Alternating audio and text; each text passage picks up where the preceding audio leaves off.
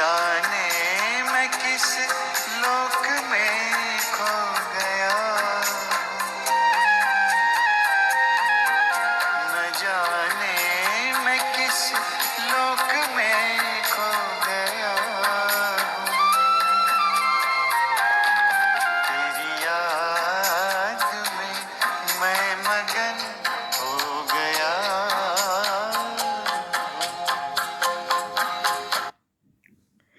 ओम शांति। आज 6 जनवरी 2021 साकार बाबा की महावाक्य है। बाबा कहते हैं, मीठे बच्चे, तुम जो भी कर्म करते हो उसका फल अवश्य मिलता है। निष्काम सेवा तो केवल एक बाप ही करते हैं। आज का प्रश्न है, यह क्लास बड़ा वंडरफुल है, कैसे? यहाँ मुख्य मेहनत कौन सी करनी होती है? उत्तर है, यही एक क्लास है जिसमें छोटे बच्चे भी बैठे हैं तो बूढ़े भी बैठे हैं। यह क्लास ऐसा वंडरफुल है जो इसमें अहिल्याएं, कुब्जाएं, साधु भी आकर एक दिन यहाँ बैठेंगे। यहाँ है ही मुख्य याद की मेहनत। याद से ही आत्मा और शरीर की नेचर की ओर होती है, परंतु याद के लिए भी ज्ञान चाहिए। नेचर की ओर अर्थात जो आत्मा में खाद पड़ी है, विकारों की जंग चढ़ी है, वो बाबा की याद से और ज्ञान की शक्ति से वो खाद, वो जंग, वो सब कुछ धीरे धीरे निकल जाएगा। आज का गीत है रात के राही। ओम शांति। मीठे मीठे रूहानी बच्चों ने गीत सुना। रूहानी बाप बच्चों को इसका अर्थ भी समझाते हैं। वंडर तो यह है, गीता अथवा शास्त्र आदि बनाने वाले इनका अर्थ नहीं जानते, हर एक बात का अनर्थ ही निकालते हैं। रूहानी बाप जो ज्ञान का सागर पतित पावन है, वह बैठ इनका अर्थ बताते हैं। राजयोग भी बाप ही सिखलाते हैं। तुम बच्चे जानते हो, अभी फिर से राजाओं का राजा बन रहे हैं, और स्कूलों में ऐसे कोई थोड़े ही कहेंगे कि हम फिर से बैरिस्टर बनते हैं। फिर से यह अक्षर किसको कहने नहीं आएगा। तुम कहते हो हम 5000 वर्ष पहले मिसल फिर से बेहद के बाप से पढ़ते हैं। यह विनाश भी फिर से होना है जरूर। कितने बड़े बड़े बम्स बनाते रहते हैं, बहुत पावरफुल बनाते हैं, रखने के लिए तो नहीं बनाते हैं ना। यह विनाश भी शुभ कार्य के लिए है ना। तुम बच्चों को डरने की कोई दरकार नहीं है। कौन सा शुभ कार्य होना है? अभी नई दुनिया की स्थापना होनी है। तो जितने सारे पुरानी दुनिया की बातें हैं, पुरानी दुनिया की चीज़ें हैं, सभी तमोप्रधान चीज़ों का विनाश जरूर होना है, तभी तो हम नई दुनिया, नई सतयुगी दुनिया का स्थापना होगी। फिर बाबा कहते हैं, यह है कल्याणकारी लड़ाई। बाप आते ही है कल्याण के लिए। कहते भी है, बाप आकर ब्रह्मा द्वारा स्थापना, शंकर द्वारा विनाश का कर्तव्य कराते हैं। सो यह बम्स आदि है ही विनाश के लिए। इनसे जास्ती और तो कोई चीज़ है नहीं। साथ साथ नेचुरल कैलेमिटीज़ भी होती है। नेचुरल कैलेमिटीज़ अर्थात जो प्राकृतिक आपदाएं होती है, जो कहीं पर भूकंप होता है, कहीं अर्थक्वेक अर्थात जो आग लगते हैं, बाढ़ होते हैं, साइक्लोन, तूफान, ये सब नेचुरल प्राकृतिक आपदाएं हैं। उनको कोई ईश्वरीय कैलेमिटीज़ नहीं कहेंगे।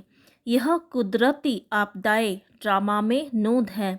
यह कोई नई बात नहीं। कितने बड़े बड़े बम बनाते रहते हैं, कहते हैं हम शहरों को शहर ख़त्म कर देंगे। अभी जो जापान की लड़ाई में बम चलाए, यह तो बहुत छोटे थे, अभी तो बड़े बड़े बम्स बनाए हैं। जापान में जो सेकेंड वर्ल्ड वॉर में हिरोशिमा और नागासाकी दो शहर में बम, न्यूक्लियर बम, एटम बम पड़े थे, तो उसमें बहुत नुकसान हुआ। नेचर का अर्थात प्रकृति का भी बहुत नुकसान हुआ और बहुत सारे इंसान मारे गए, जानवर, जीव जंतु ये सब मारे गए। अभी तक वहाँ पर जो रेडिएशन है उसके वजह से विकलांग बच्चे पैदा होते हैं। तो बाबा ने कहा, जब जास्ती मुसीबत में पड़ते हैं, सहन नहीं कर सकते, तो फिर बम शुरू कर लेते हैं। कितना नुकसान होगा वह भी ट्रायल कर देख रहे हैं। अरबों रुपया खर्च करते हैं। इन बनाने वालों की तनख्वाह भी बहुत होती है। तो तुम बच्चों को खुशी होनी चाहिए। पुरानी दुनिया का ही विनाश होना है। तुम बच्चे नई दुनिया के लिए पुरुषार्थ कर रहे हो। विवेक भी कहता है पुरानी दुनिया खत्म होनी है ज़रूर। बच्चे समझते हैं कलयुग में क्या है, सतयुग में क्या होगा। तुम अभी संगम पर खड़े हो। जानते हो सतयुग में इतने मनुष्य नहीं होंगे, तो इन सब का विनाश होगा। यह कुदरती आपदाएं कल्प पहले भी हुई थी। पुरानी दुनिया खत्म होनी ही है। कैलमिटीज तो ऐसी बहुत होती आई है, परंतु वह होती है थोड़े अंदाज में। अभी तो यह पुरानी दुनिया सारी खत्म होनी है। तुम बच्चों को तो बहुत खुशी होना चाहिए। हम रूहानी बच्चों को परम पिता परमात्मा बाप बैठ समझाते हैं। यह विनाश तुम्हारे लिए हो रहा है। यह भी गायन है, रुद्र ज्ञान यज्ञ से विनाश ज्वाला प्रज्वलित हुई। कई बातें गीता में है जिनका अर्थ बड़ा अच्छा है, परंतु कोई समझते थोड़े ही है। गीता में भी ये बात है ना, जो रुद्र ज्ञान यज्ञ से विनाश चला प्रज्वलित हुई। अभी जो बाबा ने आकर ये रुद्र ज्ञान यज्ञ स्थापना की है, यही वो यज्ञ है। तो बाबा कहते हैं, वह शांति मांगते रहते हैं। तुम कहते हो जल्दी विनाश हो तो हम जाकर सुखी होंगे। बाप कहते हैं सुखी तब होंगे जब सतो प्रधान होंगे। बाप अनेक प्रकार की पॉइंट्स देते हैं। फिर कोई की बुद्धि में अच्छी रीति बैठती है, कोई की बुद्धि में कम। बुढ़ियाएं समझती है शिव बाबा को याद करना है बस। उनके लिए समझाया जाता है अपने को आत्मा समझ बाप को याद करो। फिर भी वर्षा तो पा लेती है, साथ में रहती है। प्रदर्शनी में सब आएंगे। अजामिल जैसी पाप आत्माओं, गणिकाओं आदि सबका उद्धार होने का है। मेहतर भी अच्छे कपड़े पहनकर आ जाते हैं। गांधी जी ने अछूतों को फ्री कर दिया, साथ में खाते भी हैं। बाप तो और भी मना नहीं करते हैं। समझते हैं इन्हों का भी उद्धार करना ही है। काम से कोई कनेक्शन नहीं है।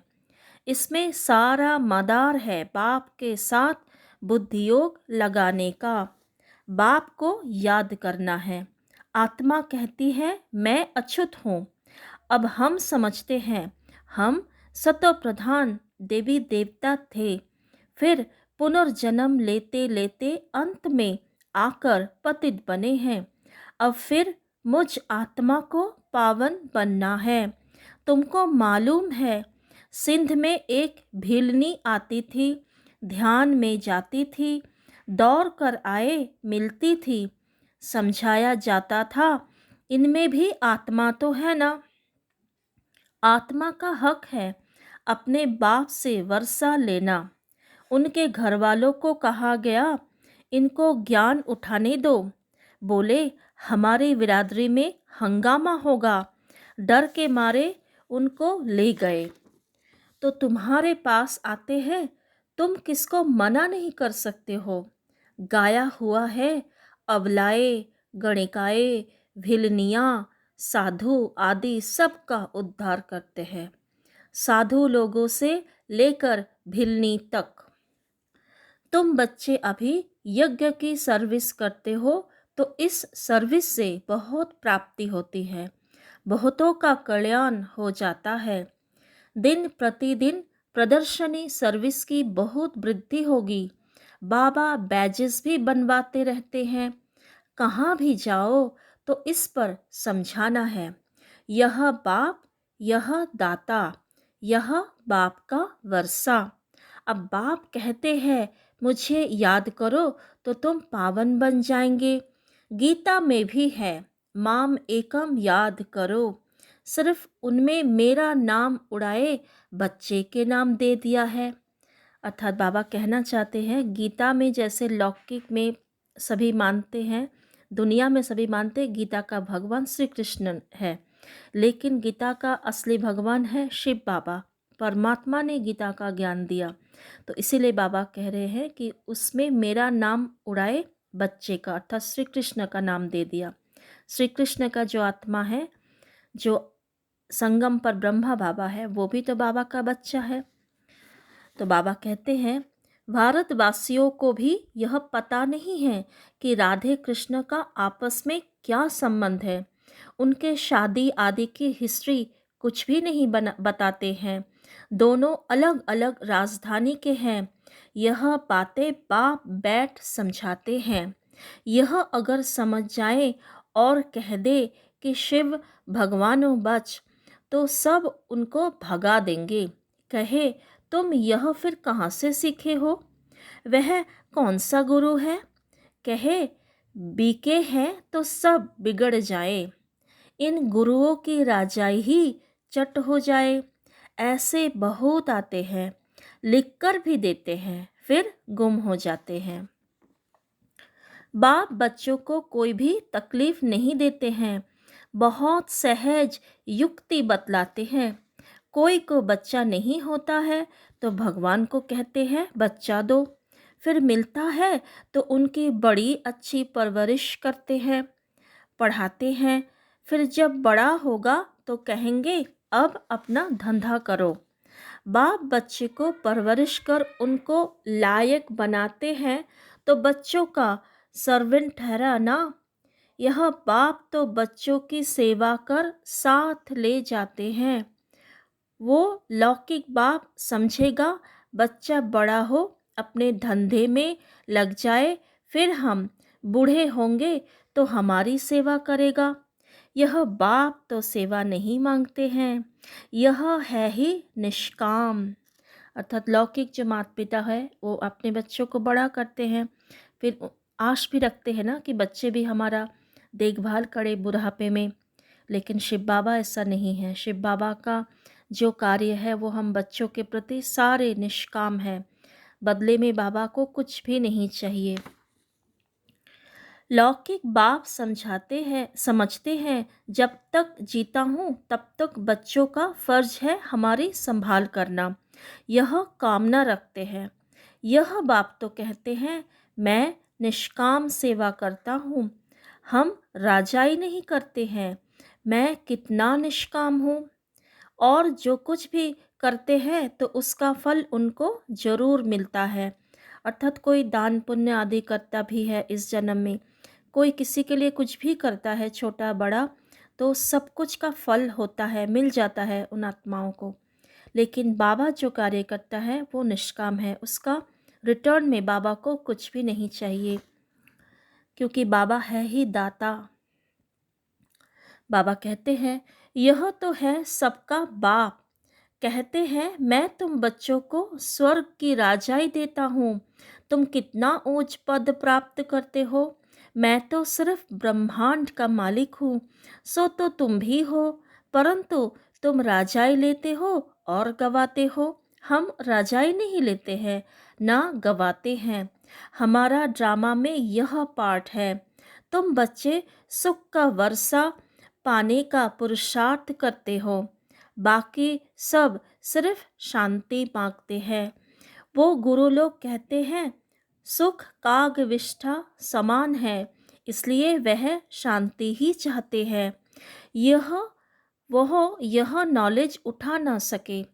अर्थात गुरु जो है, जो भी दुनिया में है, वो सुख क्या है, सतयुगी दुनिया क्या है, ये तो नहीं जानते।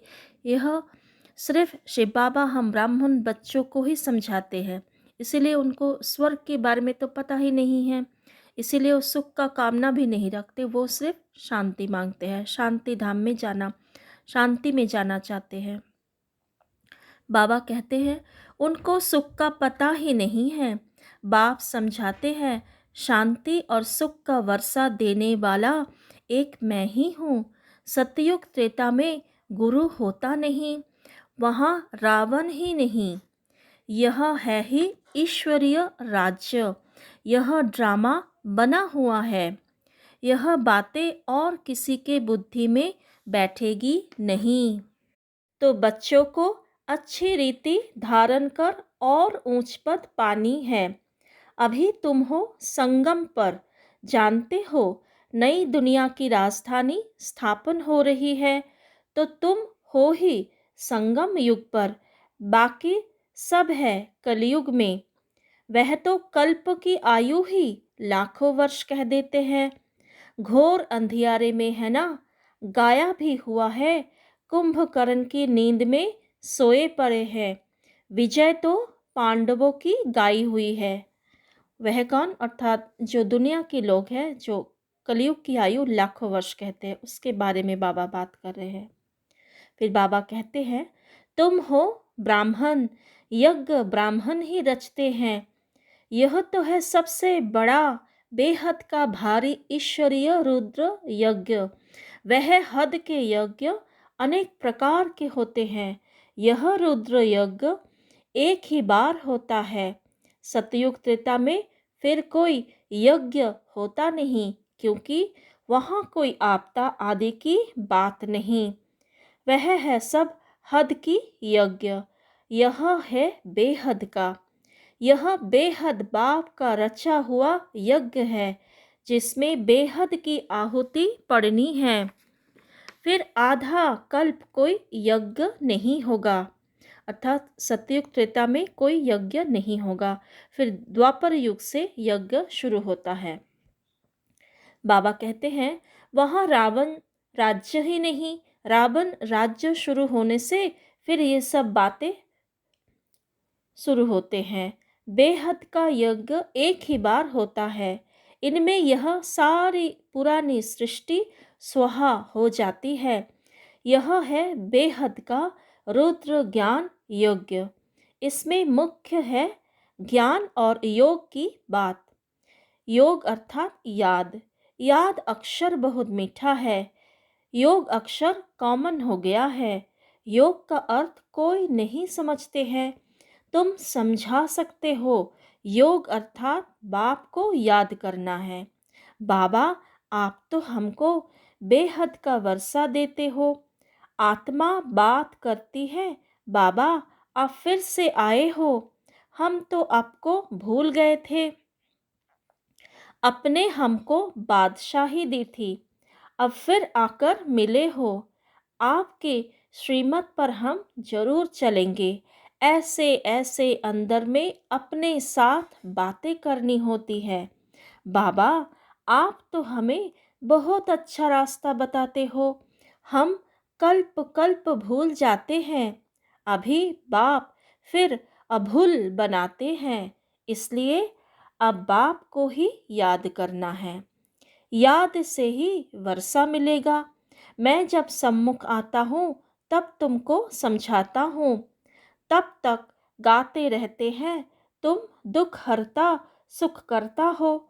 महिमा गाते हैं, परंतु न आत्मा को न परमात्मा को जानते हैं। अभी तुम समझते हो। इतनी छोटी बिंदी में अविनाशी पाठ नुधा हुआ है। यह भी बाप समझाते हैं।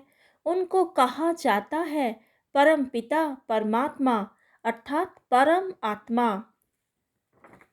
बाकी कोई बड़ा हजारों सूर्य मिसल तो नहीं। बाकी कोई बड़ा हजारों सूर्य मिसल नहीं हूँ। हम तो टीचर मिसल पढ़ाते रहते हैं। कितने ढेर बच्चे हैं। यह क्लास तो देखो कितना वंडरफुल है, कौन कौन इसमें पढ़ते हैं। अबलाए, कुब्जाए, साधु भी एक दिन आकर बैठेंगे। बुढ़ियाएं, छोटे बच्चे आदि सब बैठे हैं। ऐसा स्कूल कभी देखा? यहाँ है याद की मेहनत। यह याद ही टाइम लेती है। याद का पुरुषार्थ करना यह भी ज्ञान है ना। याद के लिए भी ज्ञान, चक्र समझाने के लिए भी ज्ञान। नेचुरल, सच्चा सच्चा, नेचर क्योर इसको कहा जाता है। तुम्हारी आत्मा बिल्कुल प्योर हो जाती है, अर्थात पवित्र हो जाती है। वह होती है शरीर का क्योर, यह है आत्मा की क्योर। अर्थात आत्मा में जो खाद पड़ी है, जो विकारों के कारण जंग चढ़ी हुई है, वो बाबा की याद से और ज्ञान की शक्ति से वो सारे बीमारी आत्मा से चला जाता है।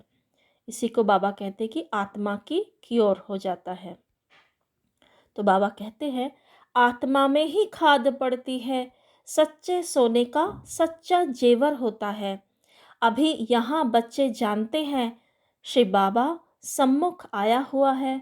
बच्चों को बाप को जरूर याद करना है। हमको अब वापस जाना है, इस पार से उस पार जाना है। बाप को, वर्षे को और घर को भी याद करो।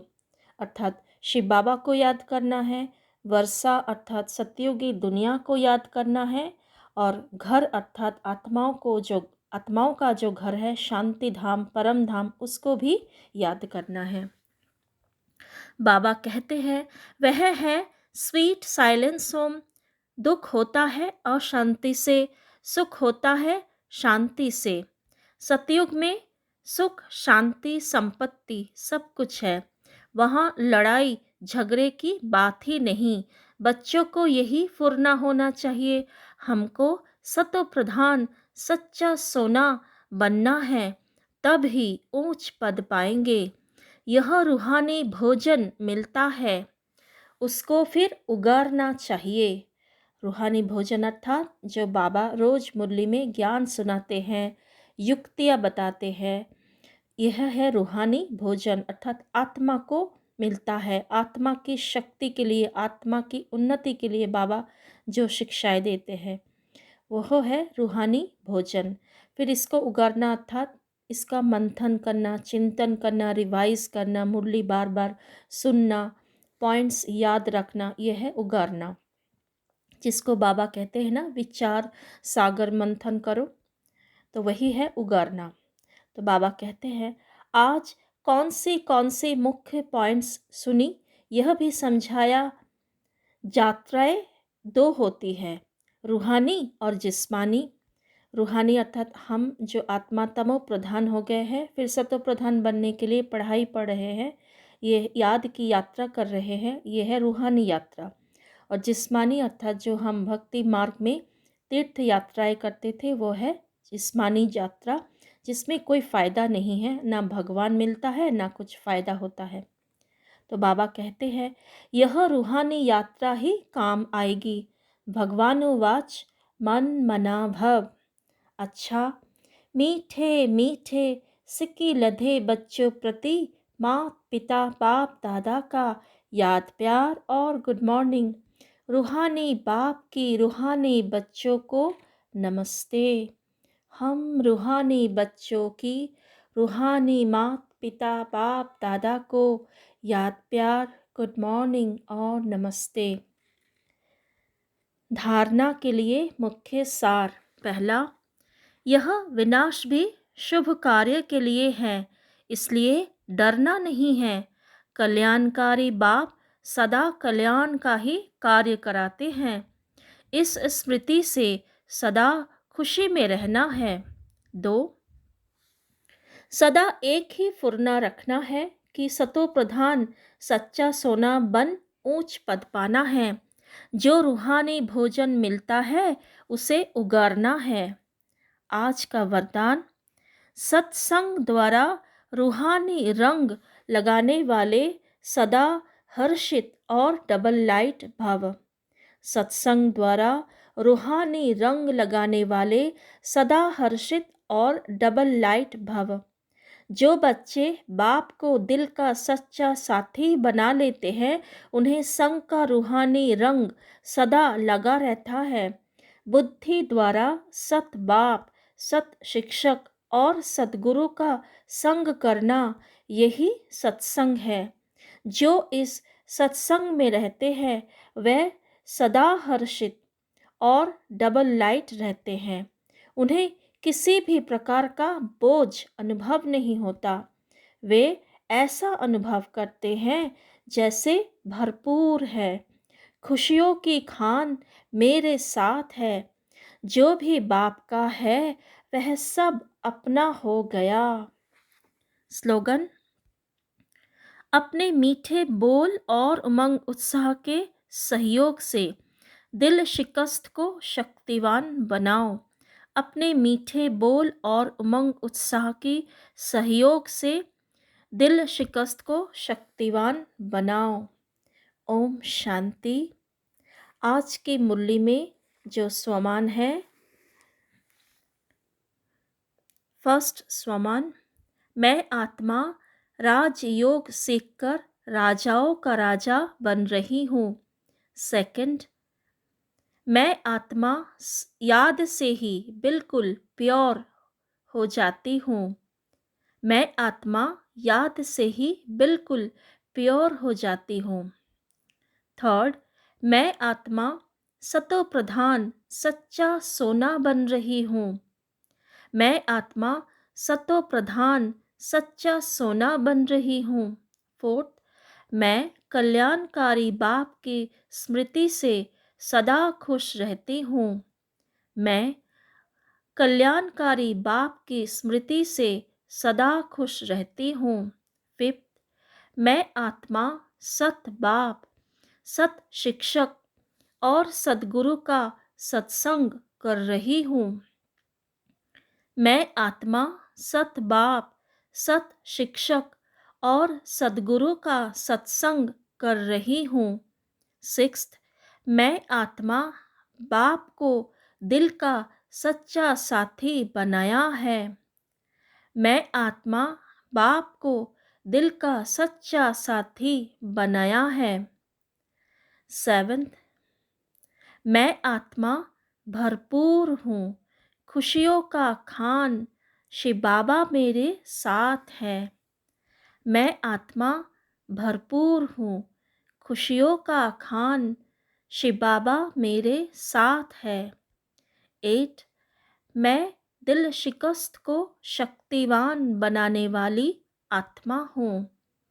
मैं दिल शिकस्त को शक्तिवान बनाने वाली आत्मा हूँ। 9: मैं आत्मा सदा हर्षित और डबल लाइट हूँ। मैं आत्मा सदा हर्षित और डबल